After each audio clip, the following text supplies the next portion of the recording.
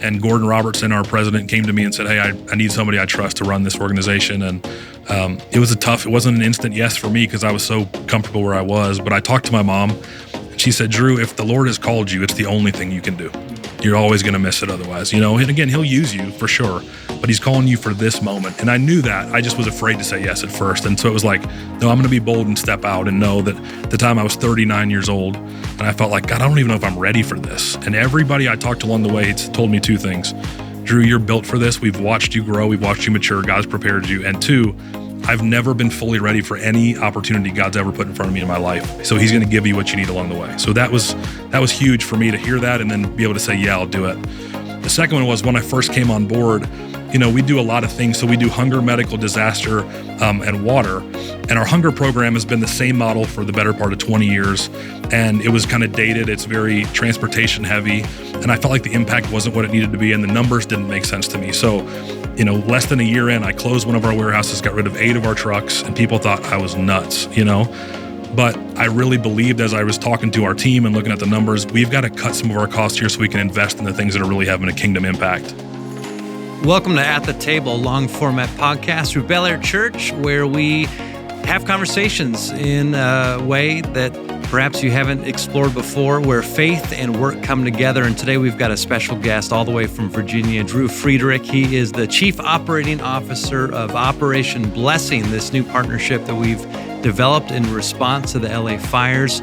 We go into his story, childhood growing up, what seemed perhaps at the time a disconnected journey that looking in the rearview mirror all comes together in the sports and oil and ultimately nonprofit industry. And he talks a bit about his childhood, how his parents raised him, and what an amazing reality that we find ourselves in. How do we lead through times of disaster, of difficulty? I've learned a lot from him as a leader, how to respond, how to build a team around you. I'm really looking forward to this conversation.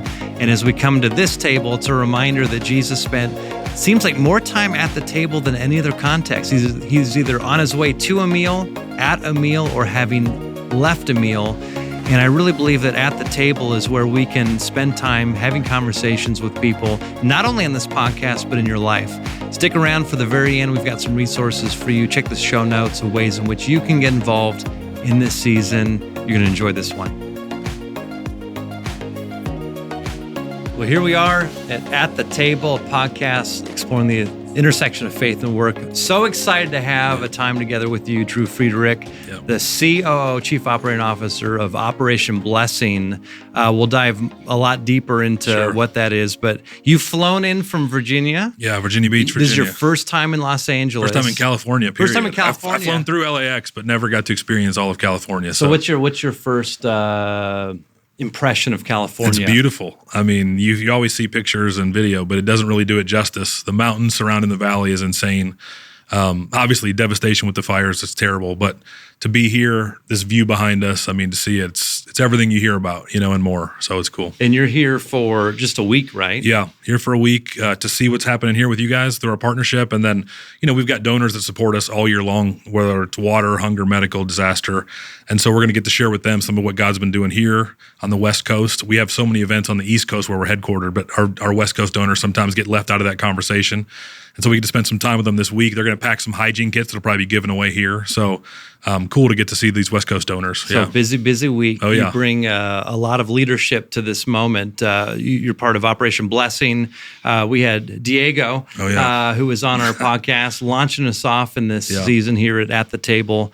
And we went into his backstory growing up in Chile and how his childhood really helped inform this disaster response work that he does in the world. So I'm going to be curious to hear your story. Obviously very different than Diego, but you've been in so many different industries, which we'll cover some of that and how you got into it. But as I understand it, the nonprofit world is not new to you. You were part of Orphan's Promise, right, for 7.5 years. Director of marketing. But you've also worked in the oil industry and the sports industry. Yeah. So I was a college baseball player. Where'd you go to college? Bryan College in Tennessee, near Chattanooga. And so when I finished, I wanted to be around the game, and I was a communications major. But to be a coach, oftentimes you got to be a teacher. And so there was an alum of this Catholic school in downtown Chattanooga called Notre Dame High School. He owned an oil company, and he was a baseball scout for the Milwaukee Brewers, really random. And he said, hey, I'll let you sell oil for my company during the day, and I'll let you off in the afternoons to go coach baseball, basically. So I drove around in a truck selling oil to all these, car dealerships and, in any kind of manufacturing facilities. I was way out of my depth. I had no idea about oil. I'm learning all kinds of things on the way. But really, I did it so I could coach baseball because I loved the game, loved coaching the kids. And I love relationships, love talking. So sales kind of came naturally that way. So, but yeah, when I tell people I sold oil, they're like, you did what? That doesn't make any sense. Well, it's so interesting looking back in the rearview mirror from today.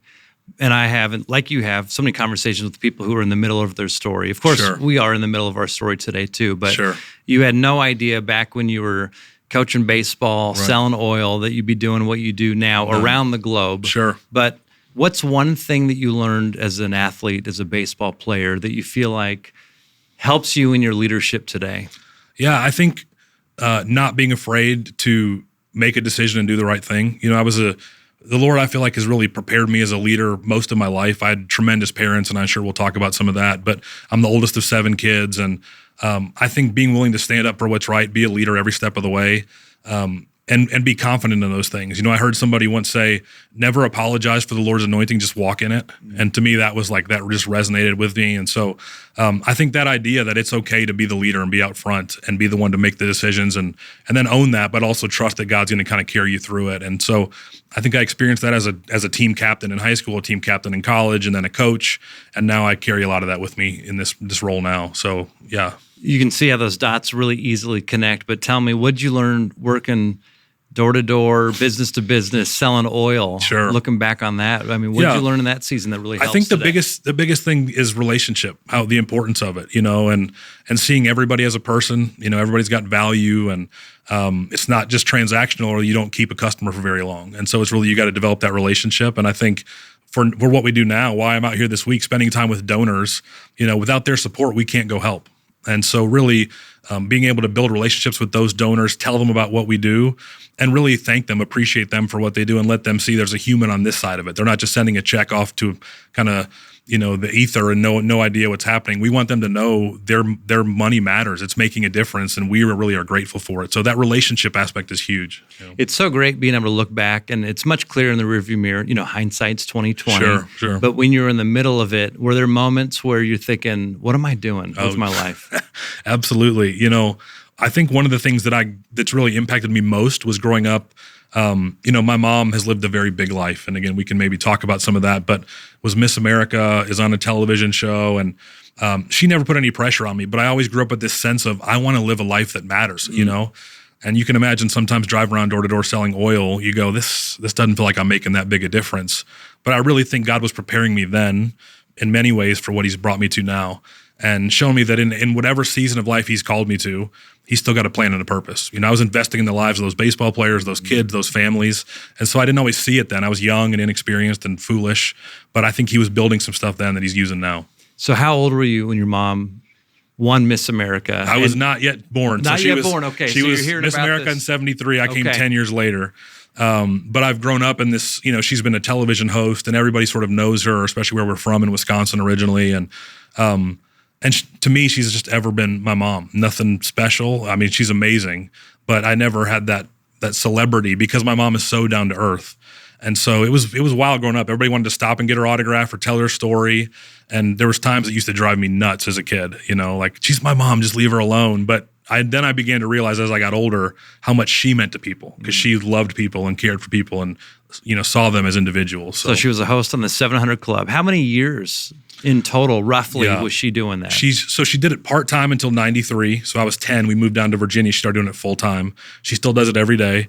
And so she's been doing it for the better part of, 93, so 30 years at this point, And she's amazing. They call her One Take Terry. She never messes up. They give her one line, she reads it, and off they go. So she's a professional in every sense of the word and loves what she does. And really, I've talked to so many donors who've said to me, who watch the 700 Club, we just feel like we know your mom. And when they get together with her, she's no different in person than she is on the show. And I think that's what really has stuck out over time. So when you think back to your childhood and you had this unique and personal access to your mom as your mom. Sure. And when you think about how she raised you, I mean, are there principles, are there values, are there ways in which you either caught from her in how she lived her life, or that she directly taught you that you realize, man, looking back, I am so informed by how my mom raised me. Sure. Like, can you identify some of those looking back? I think it's, I'm the oldest of 7, but I'm one of only 2 biological. So I have 5 adopted brothers and sisters. Wow.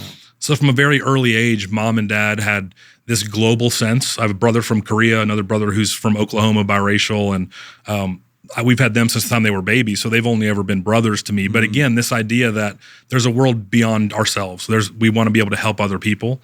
And then as I grew up, I think not a lot of spoken values necessarily, but just watching how my parents lived their lives selflessly, serving others. My dad was my coach growing up, so a lot of leadership kind of caught from him as well. And then when I was a senior in high school getting ready to graduate, my parents kind of sat us down and said, hey, we feel like God's calling us to adopt 3 girls from Ukraine. They were 60 at the time, and I was getting ready to leave for college. It sounded insane to me. But that decision, their yes to that, is what led to Orphan's Promise beginning several years later, what led to me working at Orphan's Promise for 8 years. And so now here I sit. So when I look back, like you said, it's so clear in the rearview mirror what God was doing every step of the way. So tell me about Orphan's Promise. So this is something that your mom helped get started, but for those who aren't aware, what's Orphan's Promise? We adopted 3 girls, 13, 11, and 9 at the time. This is from the Ukraine? From Ukraine. Okay. And at the time, orphans in Ukraine, when they were 15, would get kicked out of the orphanage. But we heard this story about these 3 sisters. A family had gone over to adopt 2 girls. That's all they had permission from the government to adopt. They met the oldest and the youngest, not realizing there was a 3rd sister. And when they found out, they said they didn't want to break them up. But the oldest sister, keep in mind, she's 13 now, is 2 years away from getting kicked out, said, I'll stay behind. My youngest 2 sisters can go. Wow. So my parents hear that story. Their hearts break. And how'd they hear about this story? This couple came back to the 700 Club. Mom was hosting them, telling their story just about adoption and, that kind of thing. And mom starts to hear the Lord say to her, you're the one who's supposed to go get those girls. Again, she has 4 kids already. They're in their 60s, right? My brother's in high school. There's like light at the end of the tunnel. They were going to be empty nesters. And so just to linger on that a little bit longer, because a lot of Christians say the Lord told me, or I get this prompting. Yeah. And I know she's not here, but from what I've heard the story many times. How would she describe it? Was it a stirring in her heart? Was it a stirring? A stirring. And she would say, she thought, maybe I just need a little more caffeine. Like maybe I'm just emotional at the moment. And then was this like live on air when the she stirring, began or to, was it after I think the fact? Initially she felt the stirring on air, the emotional tug. And then she was driving home that day and felt like the Lord said, it's your family. And she thought, no, there's no scenario. And then he just kept playing it on her heart. And she said, well, I'll tell Andy, my dad, and surely he's not going to be for this. And she tells him, they're driving down the road together, and she tells the story. She said he just kind of chuckled, and he said, I knew you were going to ask me this when you first told me about the girls 2 weeks ago. Wow. And so he said, I think we should go get them. And sorry, we lost my dad a couple years ago, so my dad was so selfless, but he said, I think we should go get them, and we'll just keep walking through or driving through the green lights until a door shuts. And every step of the way, the lights were green until one day they said the girl's paper's been lost. And that would mean they'd have to start all the way over, pay all the money all the way over. And my mom, she tells a story. She had painted the girls' bedrooms. The beds were in there. They were ready to go. And she walked in one night. We'd all gone to sleep. And she said to the Lord, was this just an exercise in obedience? Because if so, I'm willing, and I'm fine with that. But I just kind of need to know. And she got this verse, and I don't remember where it is in Scripture, but it said, hold on to the promise, for though the Lord tarries, he's faithful. And she didn't know even if it was a verse or just a word from the Lord. And she got in the shower the next morning, and she said she heard a voice, a literal, say that the girl's paperwork has been found. Audible voice at that moment. She goes to work, does the 700 Club, comes back to her office, and there's an email in her inbox that says, paperwork's been found, here we go. And 6 months later, they're in Ukraine picking up my sisters. And, that was 20-some years ago, 25 years ago. So it's a wild story. And if I hadn't lived to be part of it, I'd say that sounds insane. But I was there, watched it all firsthand. Well, what's so wild, too, is there's so many moments in that early stages of the story where it could have gone a complete other direction. Absolutely. No, it's not, whether it was your mom or your dad or any of those steps. Yeah. But that continued being open Yeah. and ultimate obedience to move out in faith. I think that's what I learned from mom and dad more than anything else is that yes, that first yes, even though it may seem small or scary, you can't be afraid. If the Lord has called you to do it, he's going to take care of you every step of the way. He's going to provide open doors. And so watching them say yes, I think it just inspires others to say, inspires our donors to say yes sometimes, right? They've seen that obedience. They've seen what God's done. It was going to be one training center to teach these kids English and computer skills and disciple them. And now it's 400 projects in 70 countries. This is Orphan's Promise. Promise. And so we're getting ready to add that to what we do at Operation Blessing is going to just expand our footprint exponentially. But that one yes about one set of girls in Ukraine has now 20 some years later exploded. And God had that all in mind. Mom never had any idea that that's what he was going to do. It's more than just your sisters. 100%, you know. But that yes, and he would have used somebody else. You know, this is what God wanted to do. That much is clear. But because mom said yes, it happened through her. And I've been a beneficiary, you know, so it's a really neat thing to be a part of. You know, that's an interesting, just to pick up on that, I think it's a really good, healthy theology, and I'm using some fancy language here with that, but a really sound view of the world in which if God wants to accomplish something, God's going to accomplish it. Absolutely. The question is are we going to say yes to being a part of that? Sure. And what's amazing, all throughout Scripture, and especially in the Gospels, it seems like there's so many opportunities where Jesus could have just done everything by himself. Yeah. But in every single miracle, he seems to get people involved. Yeah. And one of my favorites is the feeding of the multitudes on the hillsides. Oh, yeah. You know, the disciples want to outsource it, send them away to the villages and the towns. Sure. You know, and he says, no, you feed them. Yeah. And he could have snapped his fingers. Oh, yeah. You know, he has access to all of eternity. He could have had Korean barbecue show up, you know, from the 21st century. Yeah. Sushi from, you know, the best restaurant, but he says you. Yeah. And it was a little child of all things. Amazing. And so there is this sense of God accomplishing no matter what, but the blessing is we get to be a part of it. Yeah. So I'll fast forward and come back. Yeah. It sounds like there's this boldness that I hear you say that you caught from your parents. What is a bold leadership move that you've had to make in the last 2.5 years? So C-suite, Sure. all right, for this global disaster relief NGO. Yeah. And disasters is you know, you got to move quickly. Yeah, absolutely. And there's certain things that, you know, maybe you look back on and say, you know, that was measured, that was within the realm of that made sense. But I'm guessing there's been some really bold moves. Sure.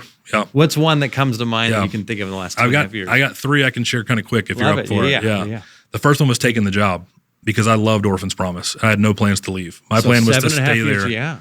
And 7.5 years ago, you know, I was planning to work there until my mom retired, then take over for her. And Gordon Robertson, our president, came to me and said, hey, I need somebody I trust to run this organization. And it wasn't an instant yes for me because I was so comfortable where I was. But I talked to my mom and she said, Drew, if the Lord has called you, it's the only thing you can do. You're always going to miss it otherwise. You know, and again, he'll use you for sure, but he's calling you for this moment. And I knew that. I just was afraid to say yes at first. And so it was like, no, I'm going to be bold and step out and know that at the time I was 39 years old. And I felt like, God, I don't even know if I'm ready for this. And everybody I talked to along the way told me 2 things. Drew, you're built for this. We've watched you grow. We've watched you mature. God's prepared you. And 2, I've never been fully ready for any opportunity God's ever put in front of me in my life. So he's going to give you what you need along the way. So that was huge for me to hear that and then be able to say, yeah, I'll do it. The second one was when I first came on board, you know, we do a lot of things. So we do hunger, medical, disaster, and water. And our hunger program has been the same model for the better part of 20 years. And it was kind of dated. It's very transportation heavy. And I felt like the impact wasn't what it needed to be. And the numbers didn't make sense to me. So, you know, less than a year in, I closed one of our warehouses, got rid of 8 of our trucks, and people thought I was nuts, you know. But I really believed as I was talking to our team and looking at the numbers, we've got to cut some of our costs here so we can invest in the things that are really having a kingdom impact. We were able to do that and save several $1 million in the process. And so that was another bold one. And the most recent one is the one you're impacted by is I took our teams. We used to have a U.S. disaster relief team, an international disaster relief team, and it felt like it was very much 2 silos that would never meet. And in Asheville, North Carolina, when Hurricane Helene hit, we had to bring in our international team to serve there because our other team was already in Georgia and Florida serving from the first time it hit. And so I watched as Diego, who you had talked to and interviewed, led a group on the ground domestically And his model internationally, which is so people-focused and so impact-focused, took shape and began to just radically change what we were able to do on the ground in Carolina. And I had already been thinking this way, but the Lord showed me so clear, this is it. This is the model. This is the time.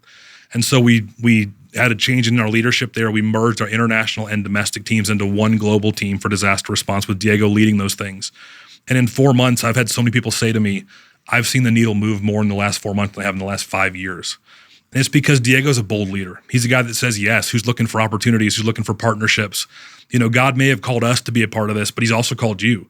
And if we tried to do it without Bel Air Church here in California, we'd be lost. In the same way, I think you'd probably be lost without a partner like Operation Blessing. And so when you have people who hold things with open hands and go, God, this isn't mine, it's yours. I'm just here to manage it and be a steward of it.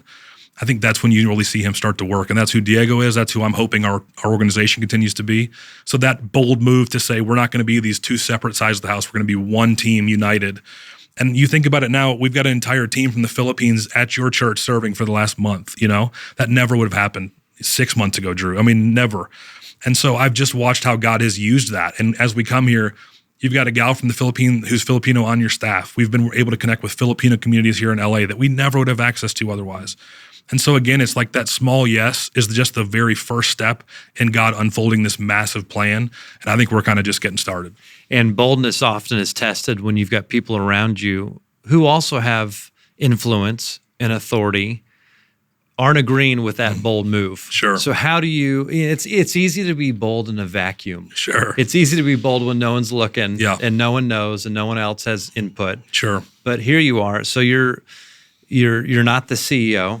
Right. You're part of the C-suite. Sure. Chief Operating Officer. Yeah. How do you personally navigate, and what are some things that maybe you've learned along the way? Yeah. Because like you said, you were not qualified or ready for this, but Sure. God is equipped. Yeah. God always equips the called. Absolutely. When we say yes. Yeah. But what are some things that you've learned? How do you navigate that? Yeah. Do you just, move forward and it's your way or the highway? How do you bring people along? Yeah. I think the biggest thing I've learned is you've got to cast a vision, get people behind that. People don't buy into rules, don't buy into actions. They buy into vision, in my opinion. We spent the last year doing strategic planning to set our strategic drivers for the organization, our core values, a new mission statement about bringing help and hope to a hurting world. And I think that really is part of it. I knew my team was bought into that idea. And if every decision we make is filtered through those drivers, those values, that mission statement, it's a lot easier to get their buy-in because you can point them back and say, did we say this was important or not? Because if this is important, then this is the way that we get there. Yeah. So I think that's part of it, is really setting the stage for those kind of discussions. The other side is really trying to be prayed up, surround yourself with great people, be open to being wrong. That's another part of it. I tell my team all the time, if I'm missing the mark, I want you guys to tell me.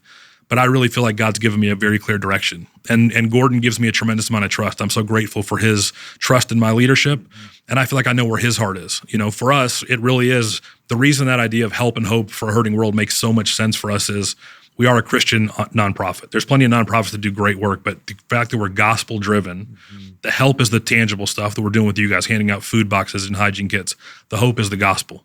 And so to me, if our team is rallied around that idea and every decision we make points back to that, it's going to be pretty difficult to be too far out of alignment, But also I think there are times where I do have to say as the leader, I know this is where we're going. I need you to just trust me on this one. And if you spent the time investing to build that trust, it gets a lot easier for them to say, okay, I disagree. I've voiced my opinion. I think that's a big part of it. Give them the room to say, hey, I think this is the wrong move. And then say, okay, well, I'll own it if it's wrong, but this is where we're going. So there's this great book by Stephen Covey called The Speed of Trust. And he talks about every relationship, team, organization can only move at the speed of the level of trust that exists in the organization. Yeah. So Covey has, I think it's like 13 trust factors. If you do these things, sure, without knowing of the book, what are some things that you've seen really help build trust within teams and within an organization? Yeah. I think there's this group we work with, and they're sort of like executive coaching for us a little bit. There's really 4 things they talk about. Care, clarity, learning, and accountability are 4 really critical pieces. Care, you got to really show that you love your people, but it doesn't only mean just being soft. It means you got to be sometimes, speak the truth in love. Clarity, be really, really clear what we're trying to accomplish. I think those are really critical. If people don't feel like you know where you want them to go, then they have a hard time getting there, and that leads to friction. And accountability is a big one, making sure if you care for people, you've been really clear, and you're going to have to hold them accountable because we can't just keep going in circles. If we say we're going there, we got to get there at some point in time. And then learning, giving people chances to grow. You got to delegate stuff. We've been talking about that, Diego and I, a ton. I'll trust you, and I'm trusting you to even fail sometimes because I need you to learn along the way. God was trusting me with stuff when I was 26 selling oil, and now I'm doing different things at 41, but he trusted me then, and I didn't have it all figured out by any stretch of the imagination. So to me, those 4 things are really, really critical. But spending time together is a big one too. When they can see your heart, see that you're human, that you're not just barking orders from the top. And I think we do a really good job, honestly, of our leaders not being afraid to roll up their sleeves and get in there and work, no matter what your title is. Diego talks about this all the time. I don't care if you're a director, you're a manager, you're a technician, you're a specialist. When we're in the field, it's a level playing field. Somebody's got to make the call, but once we decide on what we're going to do, everybody's working. Everybody's cleaning the kitchen. Everybody's taking out the trash. And that radically changes that trust dynamic because they don't look at you up. They look at you eye to eye and realize this is a friend and a coworker. I've had front row seats to your team doing that for the last 7 weeks. Yeah. It is absolutely true. Yeah. Loading generators, setting up tents, in the rain, delivering things. It's beautiful. Oh, yeah. It's absolutely beautiful. Yeah. Going back to the casting vision, it reminds me, there's this great quote that I love, and I'll paraphrase it. Sure. But, Saint Antoine d'Exupéry says, if you want to build a ship, what you don't do is get the workers, divide up the labor, and then send them off on their way, but rather you give them a deep longing for the vast and endless sea. That's cool. So when you think about the vast and endless sea from your vantage point, Sure. as one organization among thousands of organizations, profit, nonprofit, government agencies, movements, there is an overwhelming amount of crisis, disaster, suffering that doesn't even hit the news. Sure. Let alone that which does make the tip of the iceberg that does hit the news. Sure.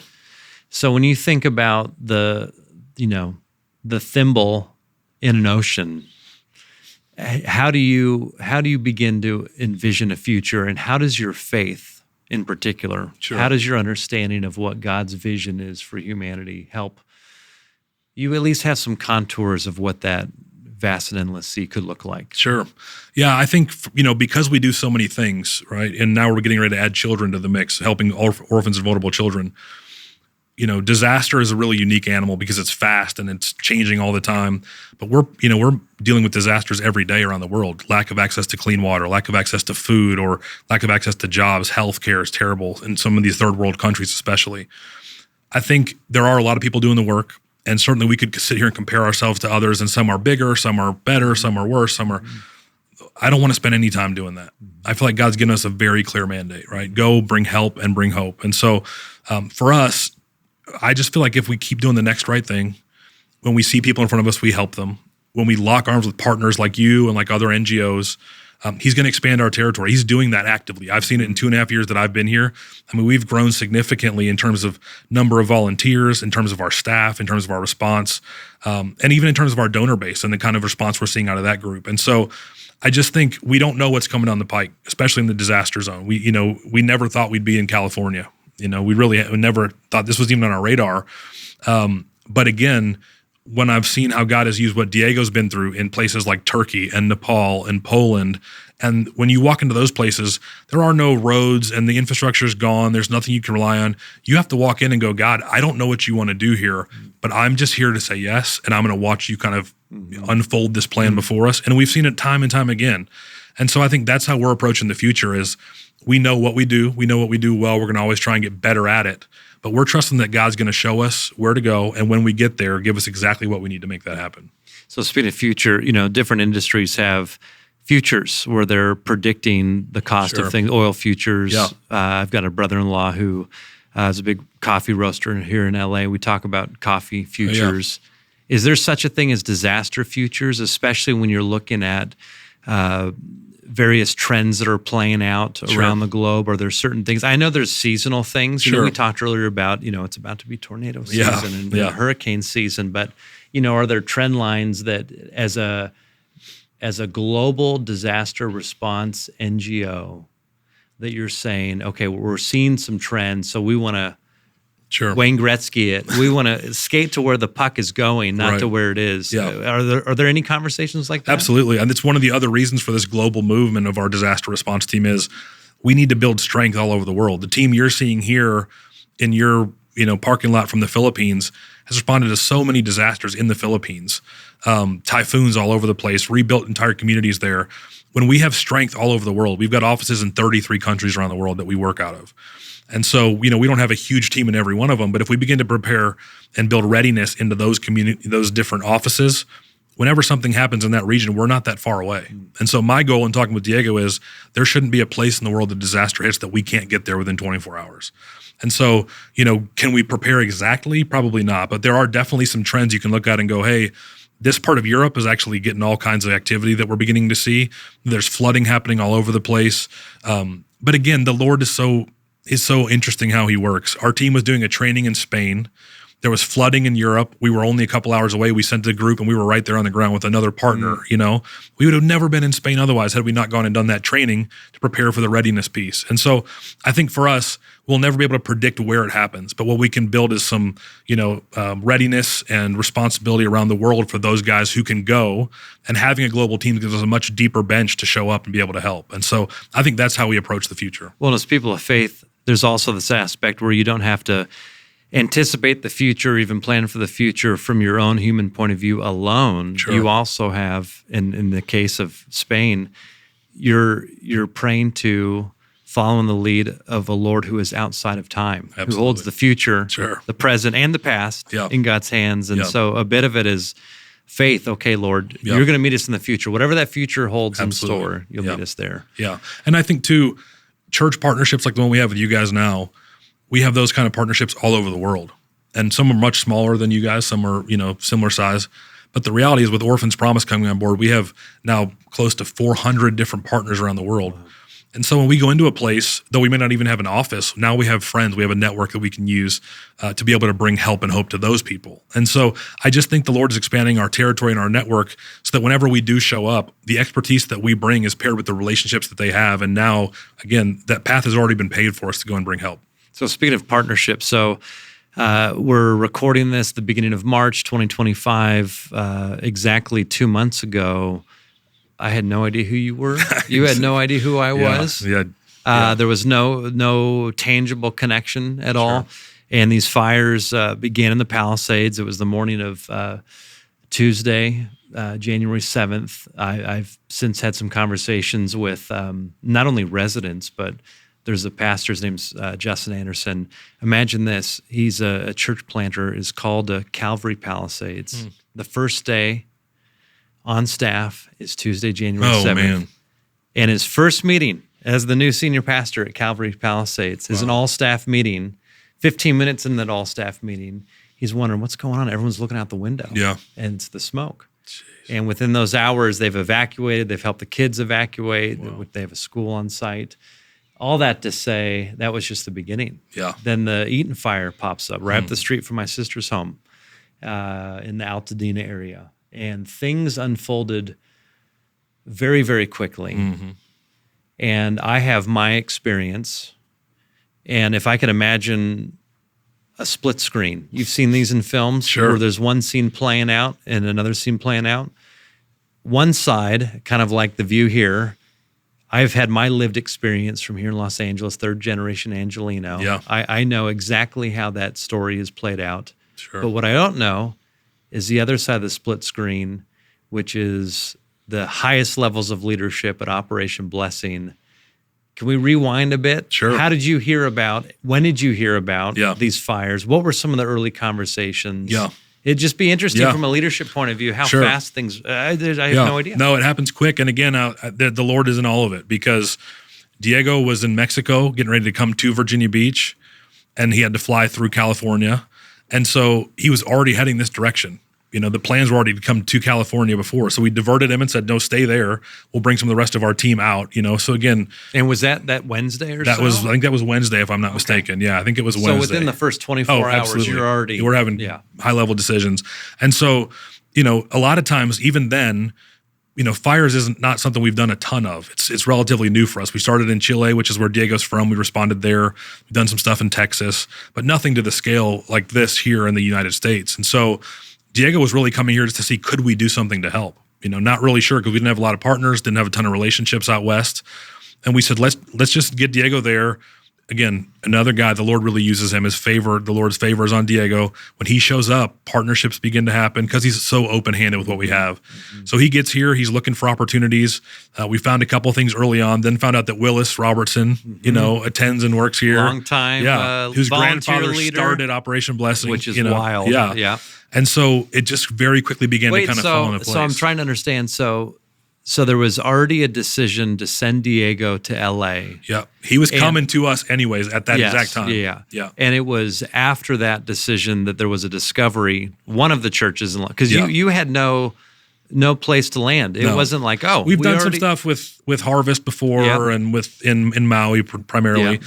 So we have some relationships out here, but nobody on an ongoing basis. Okay. Certainly nobody that was a landing spot for us. And so like we do oftentimes, we go, Lord, we need you to open some doors here, but we're going to see if this is something you want us to do. We have warehouses in Virginia, in Texas, and Tennessee. We don't have a warehouse in California. We don't even have anything on the West Coast. So we kind of came out here going, maybe we can help. And then we saw the scope of what was happening. And Diego said to me, Drew, we got to do something. This is tough. And then Willis's sister, Callie, who's a friend of mine, works at CBN. Yeah. We start talking. They connect us with you guys. And that's now within 48 hours. Yeah. Right away. And so we're meeting you guys. And again, I'm back in Virginia, and now we're on the phone only several days after that. Yeah. And they're going, hey, there's another Drew in the mix now. So there's two Drews going, which talking. Is so rare. I know. Exactly. And so, but that's kind of the speed that we operate at. You have to, because there's really two sides to the coin. One, people have needs early on, right? Yeah. But also the reality is when we're in disaster relief or anything that we do, the first 24 to 72 hours, fundraising is really, really critical. So say more about that, because that's something I learned very quickly from your entire team that gets it. Yeah.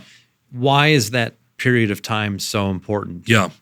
There's an urgency that comes with disaster relief work that doesn't exist for everyday hunger efforts or even everyday water efforts. People know that there's a need for those things, but they can see and hear and feel the urgency here. When the mountains are literally on fire, there's smoke all over the place, people are running from their homes, they feel that urgency and they're moved to give. The Lord often moves their hearts to give. And I think what we've found is that oftentimes donors have a heart to give, but they don't know where to do it. They don't know how to help. And we try and be that conduit to them to say, hey, when you give to Operation Blessing, we're going to show up and do something that matters.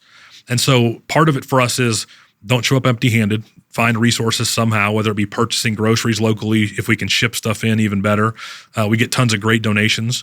And so we try and do some of that in the early going, but also to tell that story to our donors, to let them know, you're seeing this on the news, you're hearing about it, and we're there. So if we're your nonprofit, understand we're on the ground to do something. And early on, that's so important for us. And Diego gets that more than just about anybody. He's a filmmaker by trade, as I'm sure he's talked with you about a little bit. And so it's so unique to have a guy who understands disaster and has been in every unimaginable thing in the world and knows how to tell a story. And it's, the stories of people, individuals who we've helped through you guys or with you guys are the ones that move our donors to understand how their investment is making a difference. Because you can throw money into a nonprofit and never hear anything back about what's happening. And that doesn't feel like a great investment. But when you know you've given and now this mom can buy her kid clothes or a bed or whatever the case may be, that makes all the difference in the world. For a donor, I want to keep giving because I know that there's a return on what I'm giving to. And so that first, 24, 72 hours is critical no matter where we are and what we're doing. But here in particular, I think there was a really interesting narrative. I'd be curious your thoughts on this. I live on the East Coast. I've never been to California. You hear LA, glitz and glamour and all these things, and it's suddenly on fire. And people are going, oh, that's the wealthy people. They're fine. And when I talk with Diego and heard from you, I hear about places like Altadena and places where these are generational homes. The housing prices have skyrocketed over time, but the insurance hasn't maybe carried along with it. This is not the kind of thing where you can just flip a switch and rebuild a $2.5 million house, And so it's an entirely different demographic than what people initially thought on the news. And I think we were able to tell that story to our donors so that they understand this is something you should care about. These are people who are desperately hurting, and they responded in a big way. And then on top of that, a great partnership with you guys, and your church has responded in a big way. We made a big difference in the last couple months. Yeah, it's amazing when you mentioned the Harvest Church, and I remember, I think it was the week after I had a coffee with Pastor Mark from the Harvest Church, and I said, teach me. You all Sure. responded within 48 hours to Lahaina. They were one of the first people from the mainland to get into Lahaina. Right. And I said, teach me, how do you respond? I've never led through this level of a disaster before. Yeah. And the first thing, I'll never forget this, he said, number one, you just got to go to where the people are. Yeah. Yeah. I'll never forget that. Go to where the people are. That's it. Boy, and how much does that apply in every situation? Absolutely. And then when you go to where the people are, you'll quickly see very tangible needs, and you got to respond to those needs quickly. Yeah. And then you invite people to be part of that and tell the story. Mm-hmm. And I've seen you all do that so well. Yeah. And part of going to where the people are in both Altadena and the Palisades, and those are very general things here, because within the Palisades, every homeowner is a unique story. Oh, absolutely. And it's not just the owner of an $83 million home. Mm-hmm. I know that story. Sure. Didn't have insurance, and they've moved now back to Florida. Wow. But it's also the stories of, hardworking barbers that have generationally been cutting people's hair in the Palisades since the 50s. Yeah. Insured home for $500,000 that they originally bought for under $100,000. That to now rebuild is going to be $2.5 million. Yeah. They don't know what to do because they've only been insured up to $500,000. Yeah. You've got some people who moved in post-World War II when homes were $40,000. And the price of those homes in the neighborhood has gone up, around them. That's in the Palisades. And the Palisades fire spread into Malibu. And, I think it got a lot more coverage because it's a bit of the shock of seeing the names of celebrities that you know. So there's a bit of that where, I know there's this human, interesting thing going on that I've observed. But that's not true for everybody in Malibu. No. And it spreads up into Topanga. And there's a big artist colony in the Topanga Hills. People who, prior to the fire, were living out of trailers. It's much more of a bohemian hippie kind of, it's a fun place to hang out. Yeah. And so everybody's got different stories. And then in Altadena, those houses, some of them were $8,000 in the 1920s, 1,200 square foot homes. Yeah. Those homes are now selling for, previous to the fire, $1 million. And so there's generational wealth in these neighborhoods, a much more higher percentage in Altadena than in the Palisades, Malibu, and Topanga, where in my conversations with people, and this is where my sister lives, this is the region where I grew up. My grandpa went to John Muir High School right down the street, and so we know this area very well, where people who, the phrase here in California is you can be house rich and cash poor. And if you have had your home given to you that was originally your grandparents. Yeah. I've had conversations with individuals who said, we don't have a 401k. We don't have retirement. We can barely afford putting food on the table, but the value of our house, that's our retirement. Sure. That's what we're going to give to our kids. And that's all gone. Ugh. Complicated, messy. And I'm talking to parents who are saying, what about cancer rates? We don't know. You hear a lot of things, floating around social media and people talking, do I want to raise my kids here? And there's a lot of parents who are predicting, though there's been a bit of moving around to outline areas, a lot of parents I'm talking to are saying that their friends are saying, you know what, we're just going to get through the end of the school year and we're moving out of state. Wow. So where we are today, beginning of March, is very different than what it was mid-January. Sure. Going to be very different this June, right? Yeah. So if you could go back a bit, so that first week in January, you San Diego, you're open-handed, you have some existing relationships already. Ultimately, you've done such tremendous work throughout the city, in Altadena, in the Palisades area. You've partnered with local churches. So there's been a lot more of a response than just what's happening here at Bel Air. Absolutely. Yeah. And there's also something very unique happening at Bel Air where it's become a distribution hub. And we're talking about what does this look like long term? Sure. There's going to be more disasters. I remember when I talked to Diego, he said, this is the disaster that caused us to meet, but we want to set you up for future disasters. Mm-hmm. So if you could split screen again. Yeah. I only know my side of the story. Sure. But behind the scenes, what was it about Bel Air in particular that caused you to say, okay, this makes sense for us to just, even for the next couple months, establish a bit of a footprint and a home base? Yeah. I think it's several things. One, I think you guys are, relatively well known, and it's as much about going to the people as also maybe drawing the people to you in scenarios like this. If they don't have a place to be, and we can draw them to a place where we've got room for them, I think that was a huge piece of this. Two, your heart for this community. I've heard you talk a lot about let's not outsource this. This is time for the church to step up. And I think that's a huge thing. We're looking for church partners who do also want to roll up their sleeves and kind of get in there and do the work. And that's been so evident with you guys from the very beginning.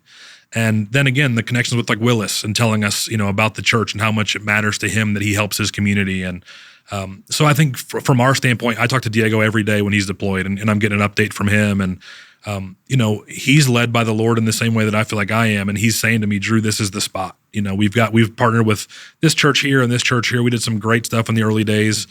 But if we want a long-term hub, a place that we can, kind of put down some roots for a while, Bel Air is the place. And you guys have welcomed us with open arms, certainly.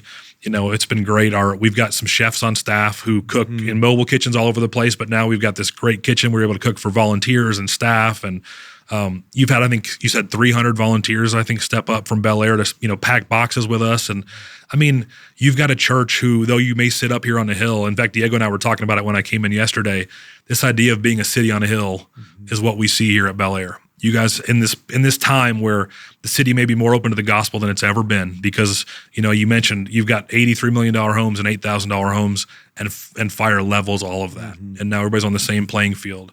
And I think the Lord can use those difficult things without question to open people's hearts to the gospel. And you've got a church here on the hill looking down over the city with prayer, with intentionality, going, hey, we've got help and hope to give, and we can be a resource and a conduit with you guys. And so it felt like such a natural fit from the very start. It's never been difficult. And that's one of the things Diego said when I arrived yesterday was it's felt like family from day one. And there's times where you've got a church partner, and after a couple of weeks, you can tell you've worn out your welcome, or vice versa. And it's never felt that way. In fact, I think if we decided to pick up roots today, you'd try and beg us to stay. And, if you tried to kick us out, we'd ask you if we could stay longer. So it's felt so natural for partnership from the beginning. And I think that's when we know that it's something the Lord really put together.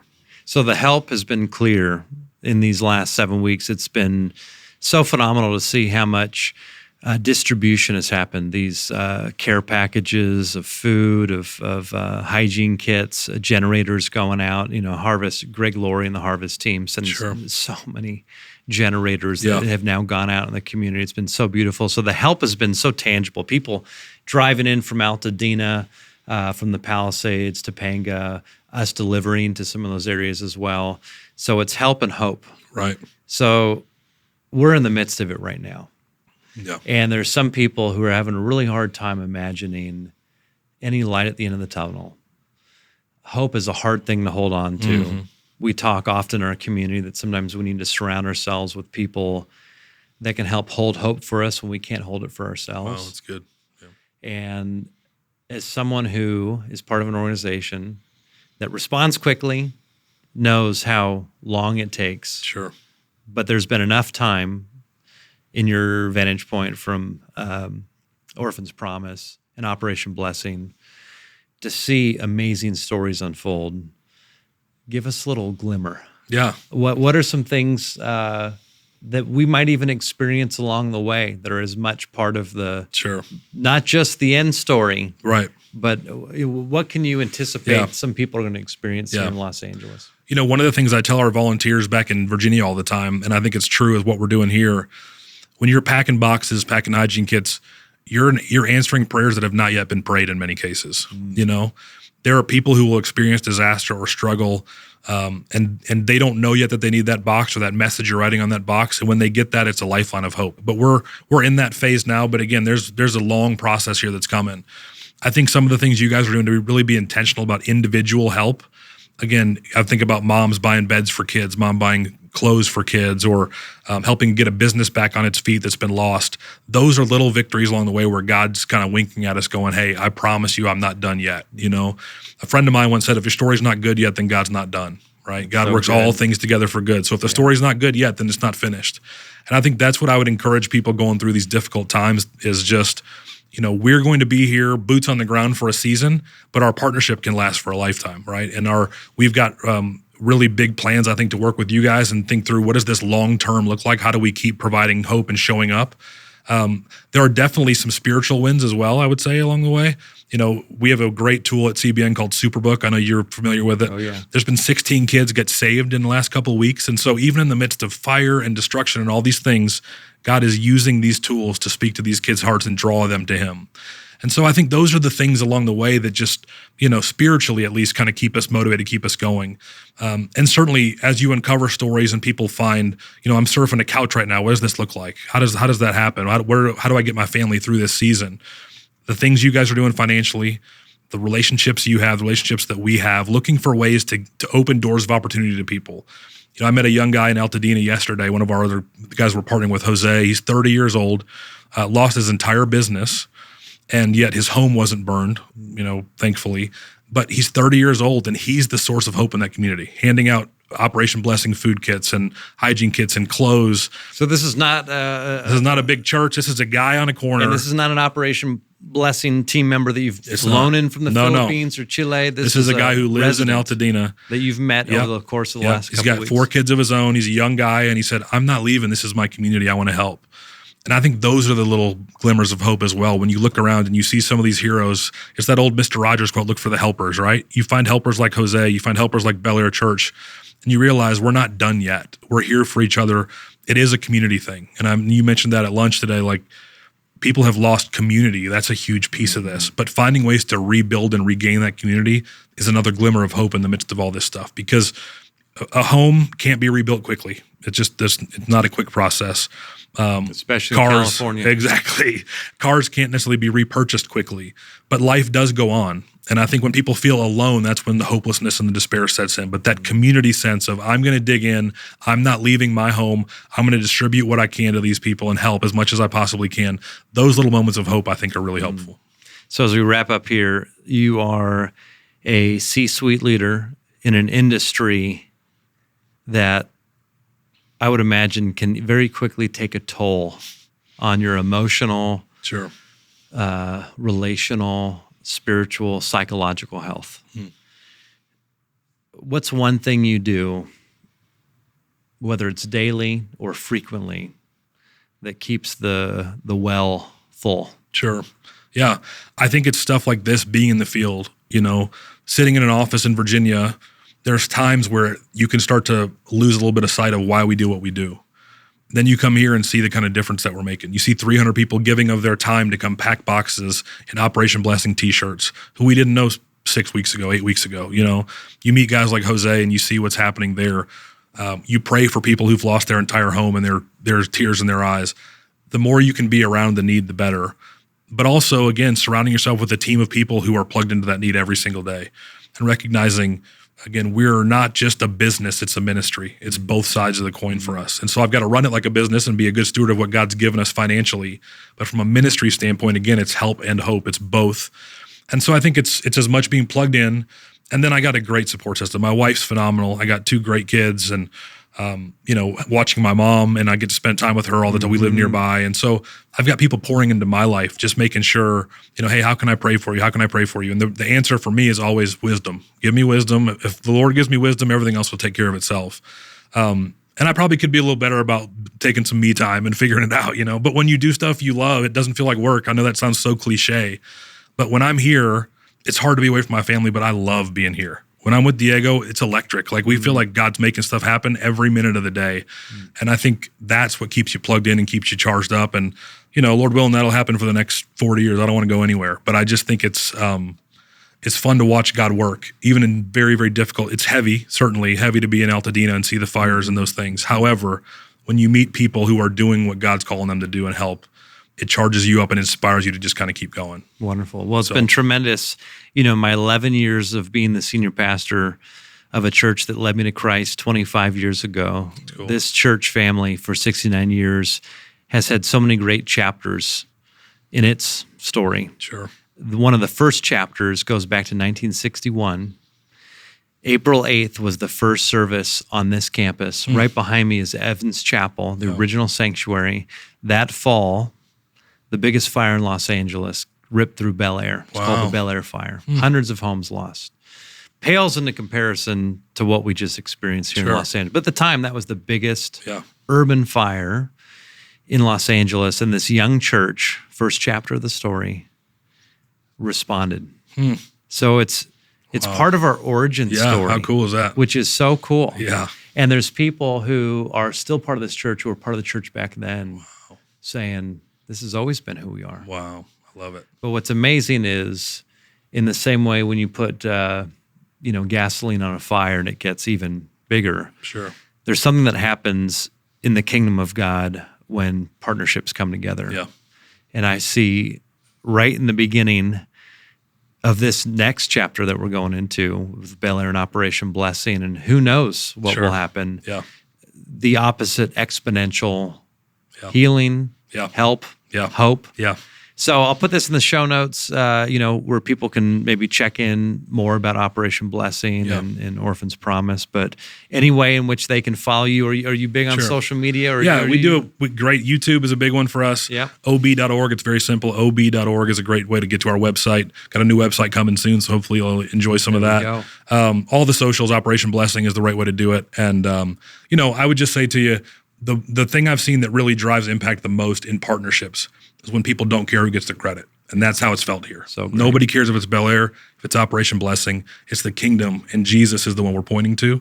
And I think the people receiving help from us get that too. So great. So, hey, before I go, I know you're a hat guy. I am a hat guy. I got a limited edition Operation Blessing hat for you. It's a good looking hat. Yeah, it's not bad. It's my favorite one. I wear it all the time at home. So I haven't seen any. I've seen a lot of hats that your team wears. Yeah. I haven't seen this hat. Is this like a special limited edition? I got a secret stash in my office. So you're one of the few of the proud. With the mesh on the back, I'm going to wear this running. Yeah, do it. Spread the word everywhere you go. All right. Well, much love to you, Drew. You too, man. Thanks so much for having me. Blessings to you. Yeah, Looking forward to the next chapter. Me too. Thanks.